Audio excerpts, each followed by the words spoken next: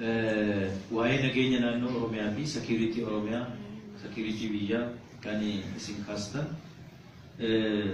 Nageenya gaa mootummaan nageenya eega, uummannis nageenya mataasaa ofii hin eeggatu. Hanga danda'amaa ta'etti nageenya biyyaa eeguudhaaf mootummaan hojii guddaa hojjetaa turee jira. Oromiyaa keessatti kan kanaan duraarraa haalli nageenyaa hanga tokko fooyyee hin qaban. Nageenyi hin jiru. Garuu naannoo lixa Oromiyaa irratti yoo ilaalle ammas rakkoon hin hiikkanne hin jiru. Rakkoon hin hiikkanne darbee darbees haa ta'u ammas eenyus haa ta'u eenyu nama keenya irratti miidhaan gahaa jiru jira. Guyyaa guyyaatti kun waan haalamu miti. Rakkoon nageenya duraa ta'uu baate illee fala waaraa waliin barbaaduun baay'ee barbaachisaadha. Fala waaraa kan waliin barbaadu akka sabni kun akka sabaatti taa'ee mari'atee dhimma waloo isaarratti kan fala ta'uu danda'u walii galuu danda'uun baay'ee murteessaadha. Dirqama nurraa eegamu kun akka saba keenyaatti dirqama nurraa eegamu. Amma wanti nuti eenyus haa ta'u eenyu saba kanaaf hanga faayidaa saba kanaaf ta'e waliin hojjechuu nuti hin dandeenye hin jiru. Rakkoon keenya inni guddaa wal dhagahuu dhabu, wal hubachuu dhabu, qalbiin taa'anii waliin mari'atanii fala walii filachuu dhabuutu jira waan ta'eef dhimma kana gadi dhaabbannee ilaaluun baay'ee barbaachisaadha. Yoo kana ta'uu baate rakkoon keenya furmaata hin argatu waan ta'eef dhimma kana teenyee mari'annee waan walii galuu irratti walii gallee hojjenne waan waliin gallee hoo jiraatu deemsa keessa akkaataatti hiikaa deemnu yoo falatti dha'uu baanne rakkoon hin ta'u. Wanti hubatamuu qabu jijjiiramni haa dhufu iyyuu malee ammas rakkoon saba keenyaa gaaffiin saba keenyaa hin tuqamu dhiisaatti deebi'u. Kana dhaabbannee haala keessa jiru haala yeroo keessa jiru ilaallee fala kennaa deemuufiin baay'ee barbaachisaadha. Hin tuqamne ammayyuu kana wal sobuun nurra jiraata jedhee yaadu.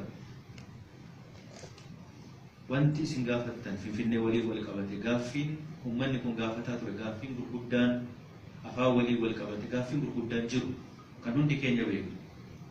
Dhimmi kun haalli nageenya biyyattii keessa jiru gamaaf gamana guutuudhaan qalbiin ilaalamee rakkoon kun akka hin hiikamne taasifamaa jira waan ta'eef hin hiikkanne hin tuqamne gaaffiin keenya kan jedhu ilaallee fala kaa'aafii deemuun karaa lakkaa'amuu danda'u fala kaa'aafii deemuun garuu isa dura akka sabaatti tokko taanee waan tokkoof yaadne dhimma keenyaaf fala kaa'uudhaaf dura yaadaaf qalbii labbeedhaan walii galuu danda'uun baay'ee barbaachisaadha baay'ee murteessaadha. Yoo isa walii galu wal hubannee hojjenna yoo taane gaaffiin saba keenyaa iddoo tokkottuu oolee buluu danda'u. Isaati turu amma xinnoo wal dhagahuu ammayyuu wal dhagahuun jalqabamee jira.